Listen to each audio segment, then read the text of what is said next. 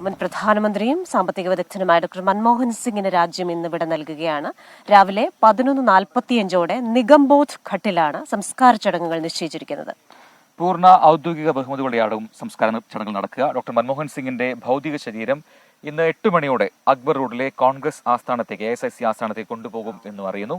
നിതിൻ അംബുജൻ ഒപ്പം ശ്രീനാഥ് ചന്ദ്രൻ ഇവർ ചേർന്ന് ഏറ്റവും പുതിയ അപ്ഡേറ്റുകൾ നൽകും. ഇതുമായി ബന്ധപ്പെട്ട നിതിൻ അംബുജനിലേക്ക് ആദ്യം മൻമോഹൻ സിംഗിന്റെ വസതിയിൽ നിന്നാണ് നിതിൻ അംബുജൻ തത്സമയം ചെയ്യുന്നത്. നിതിൻ, സംസ്കാര ചടങ്ങുകൾ നടക്കുന്നത് നിഗംബോധിലാണ്.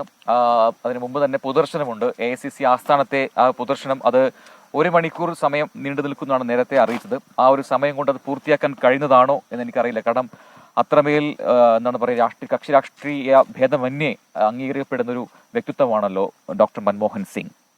എങ്ങനെയാണ് ഈ പൊതുദർശനത്തിൻ്റെ ക്രമീകരണങ്ങൾ?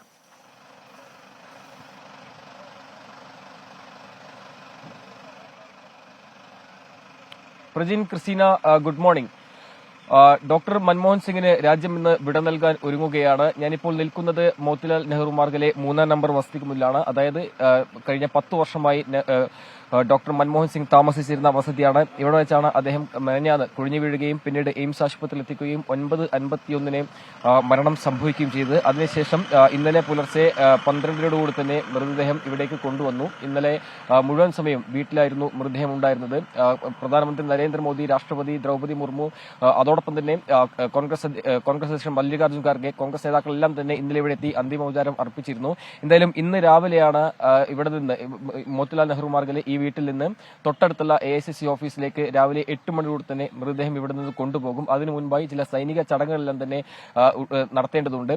രാവിലെ 8 മണിക്ക് ഇവിടെ നിന്ന് പോകുന്ന മൃതദേഹം 8:30 മുതൽ ഏതാണ്ട് 9:30 വരെ AICC ആസ്ഥാനത്ത് പൊതുദർശനം വെക്കും. അതിനുശേഷമാണ് നിഗംബോധ് ഘട്ടിലേക്ക് സംസ്കാര ചടങ്ങുകൾക്കായി കൊണ്ടുപോവുക. എന്തായാലും ഈ 1 മണിക്കൂറിനകം തന്നെ പരമാവധി വേഗത്തിൽ സമയക്രമം പാലിച്ചുകൊണ്ട് തന്നെ ഈ പൊതുദർശനം നടത്തണം എന്ന നിർദ്ദേശമാണ് എന്തായാലും അത്തരം നീക്കം തന്നെയാണ് എന്തായാലും കോൺഗ്രസ് നേതൃത്വം സ്വീകരിക്കുക. കാരണം ഇന്നലെ പരമാവധി ആളുകളും അദ്ദേഹത്തിന്റെ അടുത്ത സുഹൃത്തുക്കളും മറ്റ് ഭരണതലത്തിൽ പ്രവർത്തിക്കുന്നവരെല്ലാം തന്നെ ഇന്നലെ ഇവിടെ എത്തി അന്തിമോപചാരം അർപ്പിച്ചിരുന്നു. നമുക്കറിയാം 1971 മുതൽ സജീവമായി തന്നെ ഡൽഹിയിലെ ഭരണരംഗത്തും അതോടൊപ്പം തന്നെ പിന്നീട് 91 ശേഷം 91 ശേഷം അദ്ദേഹം രാഷ്ട്രീയത്തിലും സജീവമായി തന്നെ നിറഞ്ഞു നിന്നിരുന്നു. അതുകൊണ്ട് തന്നെ വലിയ ഒരു ബന്ധങ്ങൾ ഡൽഹിയിലെ മൻമോഹൻ സിംഗിന് ഉണ്ട് എന്ന് നമുക്ക് അറിയാം. നേരത്തെ സൂചിപ്പിച്ച പോലെ തന്നെ നിഗംബോധ് ഘട്ടിലാണ് അദ്ദേഹത്തിന്റെ സംസ്കാര ചടങ്ങുകൾ. പക്ഷേ ഈ സംസ്കാര ചടങ്ങുകൾക്ക് മുമ്പായി തന്നെ ചില കേന്ദ്ര സർക്കാരിന്റെ നടപടി സംബന്ധിച്ചപ്പോൾ കോൺഗ്രസിന് വലിയ അമർഷം ഉണ്ടായിട്ടുണ്ട്. കാരണം മൻമോഹൻ സിംഗിന് പ്രത്യേകം ഒരു സ്ഥലം അനുവദിക്കണമെന്നൊരു ആവശ്യമാണ് കോൺഗ്രസ് മുന്നോട്ട് വെച്ചത്. കോൺഗ്രസ് അധ്യക്ഷൻ മല്ലികാർജ്ജുൻ ഖാർഗെ പ്രധാനമന്ത്രിക്കും അതോടൊപ്പം തന്നെ പ്രിയങ്ക ഗാന്ധി, KC വേണുഗോപാൽ എന്നിവർ ഉൾപ്പെടെ പ്രതിരോധ മന്ത്രിക്കും ഇതുമായി ബന്ധപ്പെട്ടൊരു കത്ത് നൽകിയിരുന്നു. ആ കത്തിൽ പ്രധാനമായും ഉന്നയിച്ചിരിക്കുന്നത് ഇന്ദിരാഗാന്ധിയുടെ സമാധി സ്ഥലമായ ശക്തിസ്ഥലിലോ രാജീവ് ഗാന്ധിയുടെ സ്മാരകം കുടികൊള്ളുന്ന വീർഭൂമിയിലോ ഒരു പ്രത്യേക സ്ഥലം അനുവദിക്കണമെന്നായിരുന്നു ആവശ്യം. പക്ഷേ കേന്ദ്ര സർക്കാർ ഈ ഒരു ആവശ്യം അംഗീകരിച്ചില്ല. നിഗംബോധ് ഘട്ടിൽ സംസ്കാര ചടങ്ങുകൾ നടക്കട്ടെ എന്ന ഒരു നിലപാടാണ് സ്വീകരിച്ചത്. 11:45 പൂർണ്ണ സൈനിക ബഹുമതികളോടെ തന്നെ സംസ്കാര ചടങ്ങുകൾ നടക്കും. അന്ത്യകർമ്മങ്ങൾക്കും സംസ്കാര ചടങ്ങുകൾക്കും ഒരേ സ്ഥലം വേണമെന്നൊരു ആവശ്യം കോൺഗ്രസ് മുന്നോട്ട് വെച്ചെങ്കിലും അത് എന്തായാലും കേന്ദ്ര സർക്കാർ അനുവദിച്ചില്ല. നിലവിൽ ഇപ്പോൾ അന്ത്യകർമ്മങ്ങൾ നടക്കട്ടെ, അതിനുശേഷം സ്മാരകം സംബന്ധിച്ചുള്ള കാര്യങ്ങൾ തീരുമാനമെടുക്കാമെന്ന നിലപാടാണ് കേന്ദ്ര സർക്കാർ ഈ ഘട്ടത്തിൽ സ്വീകരിച്ചിരിക്കുന്നത്.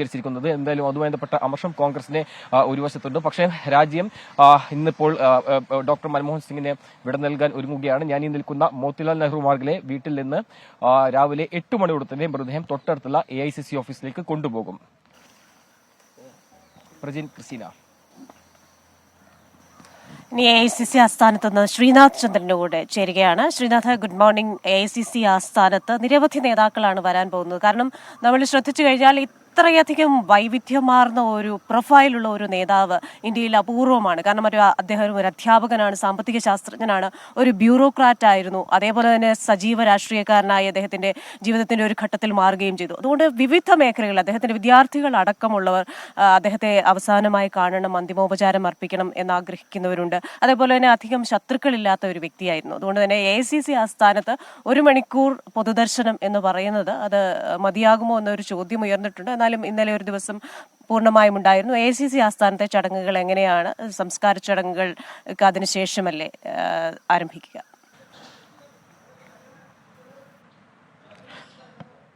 Krishna Prajin, good morning. ഞാനിപ്പോൾ ഉള്ളത് അക്ബർ റോഡിലെ AICC ആസ്ഥാനത്താണ്. ഇവിടെ അല്പം മാറി ഈ ഓഫീസ് ഈ കോമ്പൗണ്ടിനകത്ത് തന്നെ പ്രത്യേക ഇടത്ത് ഇദ്ദേഹത്തിൻ്റെ പൊതുദർശനത്തിലുള്ള ഒരുക്കങ്ങളൊക്കെ തന്നെ, അവിടെ ഒരു വേദി ഒരുക്കുന്നതിനുള്ള പണികളൊക്കെ തന്നെ ഇപ്പോൾ പുരോഗമിക്കുന്നുണ്ട്. ഏതായാലും ഈ സമയം നമുക്ക് അങ്ങോട്ടേക്ക് ഇപ്പോൾ പ്രവേശനമില്ല. ഏതായാലും 1 മണിക്കൂർ സമയം എന്നതാണ് പറഞ്ഞത്. ഒരുപക്ഷെ അത് ഒരു 1-1.5 മണിക്കൂർ വരെ പോകാനുള്ള സാധ്യതയുണ്ട്. കാരണം നിഗംബോധ് ഘട്ടിലേക്ക് 11:30 മൃതദേഹം എത്തിക്കും എന്നതാണ് അറിയിച്ചിട്ടുള്ളത്. 11:45 സംസ്കാര ചടങ്ങുകൾ നടക്കും എന്ന് അറിയുന്നു.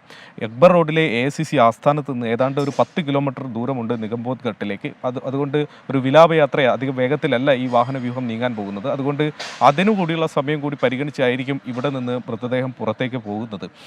ഏതായാലും ഇന്നലെ തന്നെ അദ്ദേഹത്തോട് അടുപ്പമുള്ള, അദ്ദേഹത്തെ സ്നേഹിക്കുന്ന രാഷ്ട്രീയ നേതാക്കൾ, തലയെടുപ്പുള്ള പ്രധാനപ്പെട്ട ഇന്ത്യയിലെ എല്ലാ രാഷ്ട്രീയ നേതാക്കളും ഏതാണ്ട് എല്ലാവരും എത്തി ഇന്നലെ തന്നെ അദ്ദേഹത്തിന് അന്തിമോപചാരം അർപ്പിച്ചിട്ടുണ്ട്. യഥാർത്ഥത്തിൽ പാർട്ടി പ്രവർത്തകർക്കും അദ്ദേഹത്തോടൊപ്പമുള്ള ചില സുഹൃത്തുക്കൾക്കും ഒക്കെ തന്നെ അവസാനമായി ഒരു നോക്ക് കാണാനുള്ള അവസരമാണ് ഇന്നിപ്പോൾ AICC ആസ്ഥാനത്ത് ഒരുക്കിയിട്ടുള്ളത്. അതുകൊണ്ട് പ്രധാനപ്പെട്ട നേതാക്കളുടെയൊക്കെ സന്ദർശനം ഇന്നലെ തന്നെ പൂർത്തിയായി. ഏതായാലും ഇന്നിപ്പോൾ അവസാന ദിവസവും ഇപ്പോൾ പ്രധാനപ്പെട്ട കോൺഗ്രസ് നേതാക്കളൊക്കെ തന്നെ ഉണ്ടാകും എന്ന കാര്യം ഉറപ്പാണ്. വലിയ ഒരു യാത്രയപ്പ് അദ്ദേഹത്തിന് കിട്ടും. അദ്ദേഹത്തിൻ്റെ ഒരു പഴയ അഭിമുഖം ഇപ്പോൾ ഇങ്ങനെ വലിയ തോതിൽ വൈറലാവുന്നുണ്ട്. ചരിത്രം തന്നോട് ദയ കാണിക്കും എന്ന് അദ്ദേഹം പറഞ്ഞു. യഥാർത്ഥത്തിൽ ഈ ഒരു നിമിഷം അദ്ദേഹത്തെ കക്ഷി രാഷ്ട്രീയ ഭേദമൊന്നുമില്ലാതെ എല്ലാവരും അദ്ദേഹത്തെ പ്രകീർത്തിക്കുന്നുണ്ടെങ്കിൽ അദ്ദേഹം അന്ന് പറഞ്ഞ ആ വാക്ക് യഥാർത്ഥത്തിൽ അന്വർത്ഥമാവുക തന്നെയാണ്. നമ്മുടെ രാജ്യത്തെ ഒരു ഘട്ടത്തിൽ സാമ്പത്തികമായി വീണുപോകുന്ന അവസ്ഥയിൽ നമ്മുടെ രാജ്യത്തെ തിരികെ കരകയറ്റാൻ വേണ്ടി അദ്ദേഹം നടത്തിയ സാമ്പത്തിക പരിഷ്കാരങ്ങൾ അന്ന് വലിയ വിമർശനങ്ങൾ കേട്ടെങ്കിലും അന്ന് വിമർശിച്ചവർക്ക് പോലും തിരുത്തി പറയേണ്ടി വന്നു എന്നതാണ് ചരിത്രം.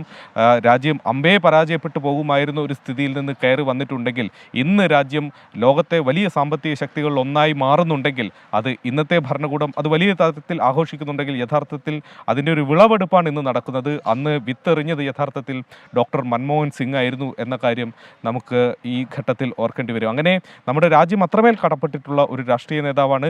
അദ്ദേഹമാണ് ഇന്നിപ്പോൾ നിഗംബോധ് ഘട്ടിലേക്കുള്ള അന്ത്യയാത്രയ്ക്കായി ഒരുങ്ങുന്നത്.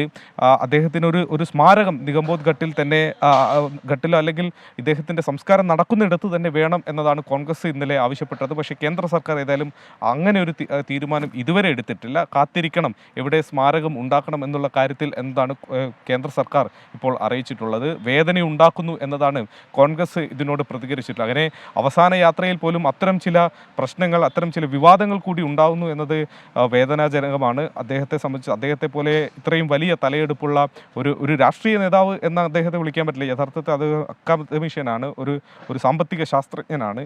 നമ്മുടെ രാജ്യത്തെ പല ഘട്ടങ്ങളിലും രക്ഷിച്ചെടുത്ത ഒരു തന്ത്രജ്ഞനാണ്. അങ്ങനെയുള്ള ഒരാളുടെ സംബന്ധിച്ചിടത്തോളം അവസാന യാത്രയിൽ ഇങ്ങനെ ചില വിവാദങ്ങൾ കൂടി ഉണ്ടാകുന്നുണ്ട് എന്നത് വേദനാജനകമാണ്. ഏതായാലും നമ്മുടെ രാജ്യം അദ്ദേഹത്തിന് വിട നൽകുകയാണ്. അവസാന നിമിഷങ്ങളിൽ കക്ഷി രാഷ്ട്രീയ ഭേദമന്യേ എല്ലാവരും അദ്ദേഹത്തെ ആദരിക്കുന്നു. അദ്ദേഹത്തിനോടൊപ്പം തന്നെ ഈ യാത്രയിൽ ഒപ്പം അനുഗമിക്കുന്നു. കൃഷ്ണ പ്രജിൻ. ശ്രീനാഥ് ചന്ദ്രനാണ് വിവരങ്ങൾ നൽകിയത്. ഒപ്പം നിതിൻ അംബുജനും ചേരുകയായിരുന്നു.